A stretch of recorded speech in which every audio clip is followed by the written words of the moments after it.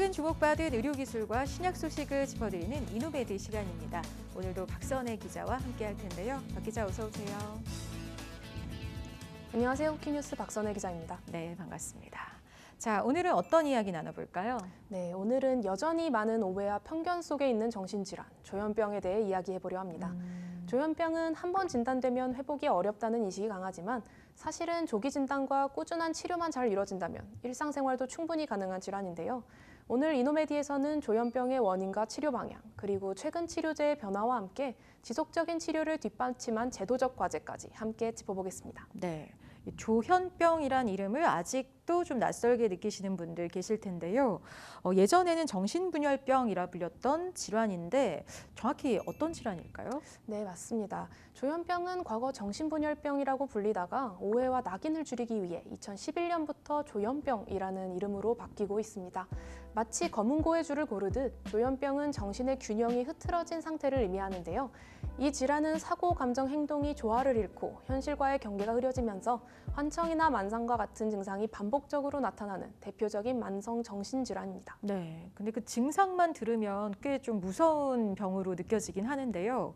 자, 그렇다면 이런 조현병은 왜 생기는 걸까요? 단순히 어떤 스트레스가 원인으로 작용하는 건 아니겠죠? 네, 스트레스만으로 생기는 병은 아닙니다. 조현병은 뇌 안에서 신경 전달 물질, 특히 도파민과 세로토닌의 기능 이상이 중요한 원인으로 알려져 있고요. 유전적인 요인도 강하게 작용합니다. 실제로 가족 중 조현병 환자가 있을 경우 발병 확률이 5에서 10% 정도로 높아진다고 알려져 있고, 부모 모두가 조현병 환자일 경우에도 자녀가 조현병에 걸릴 가능성은 40% 정도에 이릅니다. 또한 태아기 뇌 발달 이상, 출산 시 손상, 스트레스, 사회적 고립 등 다양한 환경적 요인이 복합적으로 작용하는 질환입니다. 네, 정말 생각보다는 다양한 원인이 작용하는 질환인 것 같은데요. 근데 실제로 우리 주변에도 이 조현병을 앓고 있는 분들이 많이 있나요? 네, 조현병은 생각보다 흔한 병입니다. 전 세계적으로도 그리고 우리나라에서도 유병률은 약 1% 수준으로 보고되고 있는데요.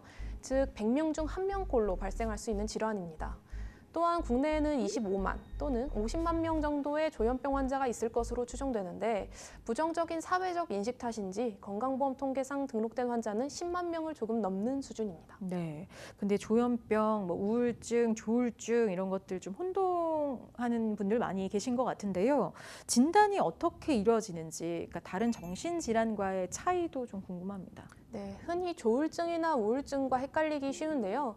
조울증과 우울증은 조증 같은 기분장애 증상이 주 증상이고, 부수적으로 환청과 만상 같은 정신병적 증상이 동반되는 특징이 있습니다.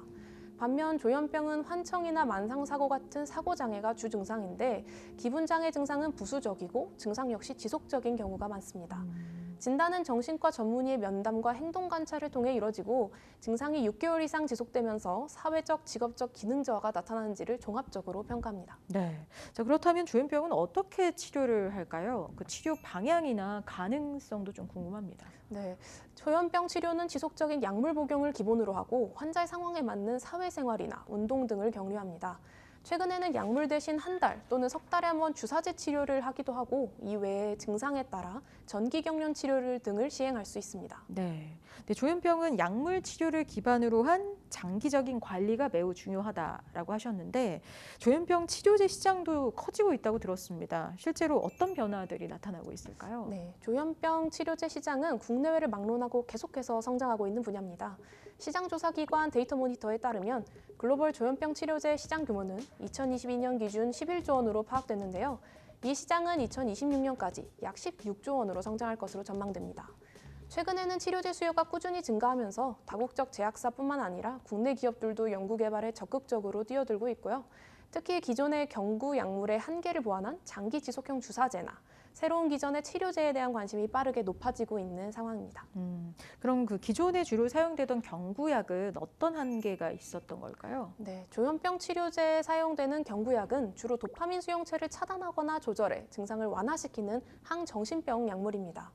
이러한 경구약은 매일 복용해야 하고, 복용을 중단할 경우 증상이 재발할 위험이 높습니다. 그러나 환자의 약물 비유 수능도는 1년에 40%, 2년에는 80%로 보고 많은 환자들이 꾸준한 약물 복용에 어려움을 겪고 있는데요. 이러한 이유로 복약 순운동을 높일 수 있는 다른 방식의 치료제 개발이 필요했던 거죠. 네, 그 대안으로 떠오른 게 장기 지속형 주사제죠. 어떤 약들이 있고 또 무엇이 달라졌는지 궁금합니다. 네, 장기 지속형 주사제는 말 그대로 일정 기간 약효가 유지되는 주사제인데요. 한 번의 주사로 1개월, 3개월, 길게는 6개월까지 치료 효과를 지속할 수 있어 복약 순응도 문제를 크게 개선할 수 있는 치료 옵션으로 주목받고 있습니다. 리스페리돈, 아리피프라졸, 팔리페리돈 계열이 있고 특히 글로벌 제약회사 얀센이 개발한 팔리페리돈 팔미테이트 주사제 인베가 시리즈는 치료 지속성과 환자 편의성 모두를 인정받고 있습니다.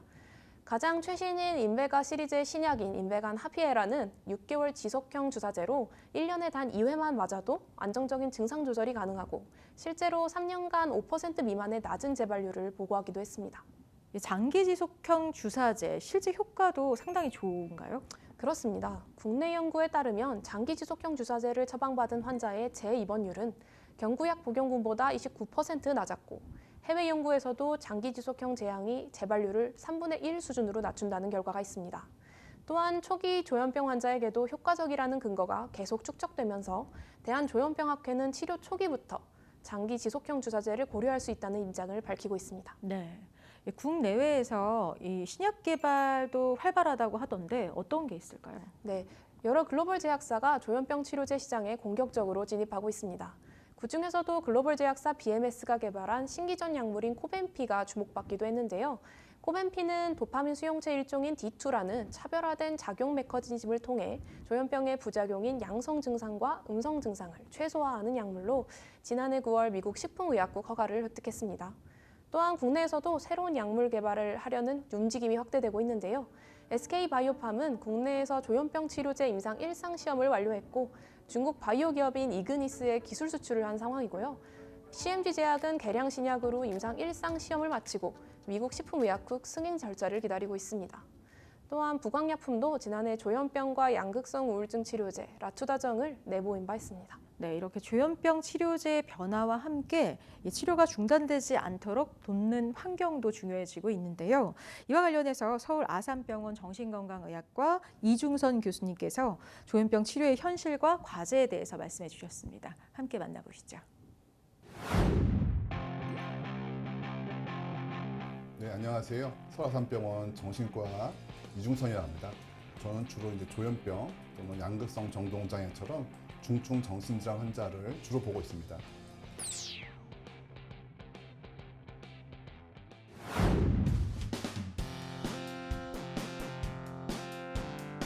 장기 지속형, 뭔 뜻이냐면 한 번 주사를 맞으면 한 달 또는 3개월 동안 효과가 나온다 뜻이거든요. 그래서 이런 게 왜 필요할까? 그냥 약을 잘 먹으면 되지, 또는 주사를 매번 맞으면 되지. 근데 조현병의 특성이 있는데 조현병 환자들은 보통 병을 잘 인정 안 합니다. 약을 잘 먹는다고 하지만 안 먹는 비율이 높습니다. 조현병의 치료에서 제일 중요한 건 약이거든요. 근데 약을 잘 안 먹으면 거의 다 재발합니다. 그래서 저희가 보면 약을 안 먹는 환자 비율이 1년 좀 지나면 80% 정도 됩니다. 최근에 6개월짜리 나왔습니다. 한 번 주사 맞으면 6개월 동안 약을 먹을 필요가 없어서 약을 잘 안 먹는 환자한테 굉장히 좋은 치료가 될 수 있습니다. 보호자 측면에서도 굉장히 저는 좋습니다. 왜냐하면 이제 조현병 환자의 보호자는 굉장한 심리적 부담을 갖고 있습니다. 보호자 입장에서는 약을 잘 먹어야 된다고 하는데 환자는 안 먹으려고 하고 집에서 계속 싸웁니다. 그런 면에서 주사제가 좋은 거는 보호자가 약을 챙길 필요가 없습니다. 너 약을 먹었냐 안 먹었냐 챙길 필요가 없으니까 어떻게 보면 다른 문제, 환자 가지고 있는 다른 연애 문제든 직업 문제든 다른 문제를 더 이야기할 수 있으니까 보호자 입장에서도 굉장히 좋습니다.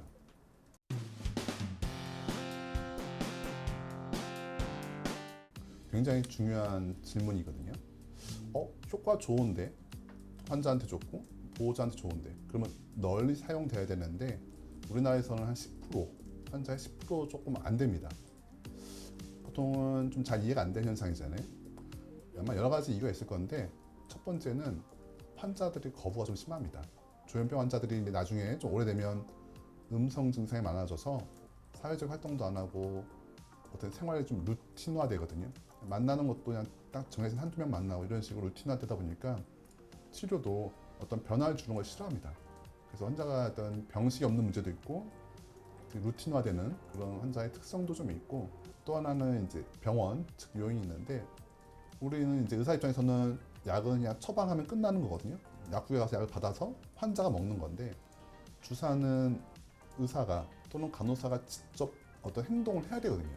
어떻게 보면 주사를 맞춰야 되는 거니까 그런 면에서 병원 입장에서도 좀 번거로운 면도 있어서 아마 이런 여러 가지 요인이 다 복합적으로 작용해서 주사제 사용이 좀 적은 것 같습니다.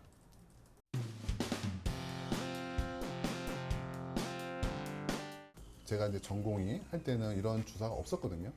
제가 이제 전공이 끝나고 나서 이제 또 대학병원에 있다 보니까 이런 최신 치료에 대한 기회가 있었던 거고 경험이 있었던 거고. 근데 이제 의사들은 항상 자기가 교육받은 거 위주로 해서 진료를 하는데 새로운 치료가 나오면 사실은 한 번도 해본 적이 없으니까 교과서적으로는 알지만 지식적으로 알지만 이런 경험 있는 사람의 교육이 좀 필요합니다. 내가 이런 환자한테 이런 주사 써봤는데 이런 문제가 있었어. 이런 효과가 있었어. 이런 식의 어떤 실제 사용해본 사람의 경험이 처음 해본 사람한테는 좀 도움이 됩니다. 또 하나 이제 정부의 더 뒷받침도 필요합니다. 주사를 더 많이 활용하려면 정부에서도 주사를 처방하는 의사한테나 병원에 더 많은 어떤 경제적 지원을 해주는 게 좋습니다. 어떻게 보면 그걸 통해서 환자가 치료가 잘 된다면 국가 차원에서는 전체 진료비가 줄어들게 되거든요. 예를 들면 일본 같은 경우는 주사제를 처방하는 의사한테 조금 더 인센티브를 줍니다. 왜냐하면 주사제를 처방하려면 환자 설득을 더 많이 해야 되거든요. 더 많이 교육시켜야 되고 보호자도 설득을 해야 되니까 더 많은 약물 치료 때보다 더 많은 상담 시간이 필요하니까 일본에서는 국가 차원에서 주사제를 처방할 때마다 그런 상담료를 조금 더 줍니다. 그러다 보니까 이제 병원에서 조금 더 적극적으로 주사를 사용하게 될 겁니다.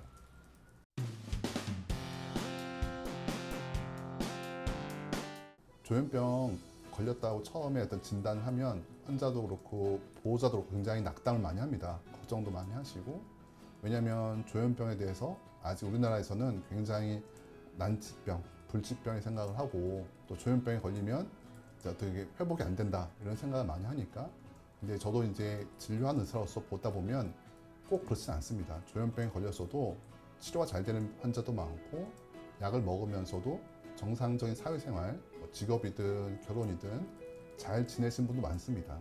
그래서 조현병 걸렸다고 해서 너무 낙담하지 마시고 치료에 집중하면 좋을 것 같다 생각이 듭니다.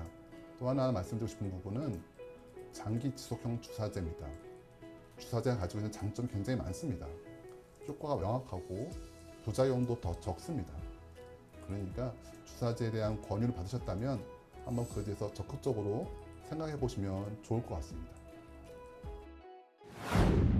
네, 이중성 교수님 말씀 잘 들었습니다. 자, 그럼 계속해서 조현병 치료의 지속성과 사회적 지원에 대해서 얘기를 좀 나눠보려고 하는데요. 조현병 치료에서 장기 치료가 중요한 이유 다시 한번 좀 짚어주시죠, 박 기자. 네. 조현병은 만성적인 경과를 보이는 병이기 때문에 장기적인 치료 계획이 필요합니다. 특히 약물 복용을 중단하면 1년 내 재발률이 50에서 70%에 달한다는 보고도 있고요. 재발이 반복되면 기능 회복도 점점 어려워지기 때문에 꾸준한 약물 복용과 정기적인 진료 유지가 무엇보다 중요합니다. 네, 이런 장기 치료를 위해서 정부 차원의 지원도 필요할 텐데요. 실제 어떤 정책들이 좀 시행되고 있나요? 네, 정부는 조현병 환자들의 치료 지속성을 높이기 위해 정책적 기반을 강화하고 있는데요. 대표적으로 지난해 발표된 정신건강정책 혁신방안 세부 이행계획서에서는 정신질환자 대상 장기지속형 주사제의 본인 부담 면제 확대, 외래 중심 치료 전환을 위한 시범사업 확대, 그리고 퇴원 후에도 치료가 이어질 수 있도록 지역사회 정신건강센터와의 연계 강화 등을 포함했습니다. 이러한 정책은 치료 단절을 막고 환자의 사회 복귀를 앞당기는 데 중요한 역할을 합니다. 네. 자, 그런데 아직도 이 조현병 환자에 대한 편견이 여전하죠. 이런 낙인도 치료의 걸림돌이 되지 않나요? 네, 조현병 환자들이 치료를 꺼리는 이유 중 하나가 바로 사회적 낙인입니다. 실제로 정신질환자라는 인식이 생길까 봐 병원 방문을 망설이는 경우가 적지 않고요. 이로 인해 치료가 늦어지거나 중단되는 사례도 발생합니다. 조현병은 꾸준한 치료와 사회적 지지가 병행되면 충분히 관리 가능한 질환으로 평가되고 있지만 일부 사건 중심의 보도나 왜곡된 정보가 낙인을 강화하는 경우도 있어 대중의 인식 개선이 지속적으로 필요하다는 지적이 나오고 있습니다. 네. 제대로 된 조현병 치료를 위해서 꾸준히 치료받을 수 있는 환경, 그리고 차별 없는 시선이 함께 뒷받침되어야 할 것으로 보입니다. 자, 오늘 이노메디는 여기까지고요. 박선혜 기자와 함께했습니다. 수고 많으셨습니다. 감사합니다.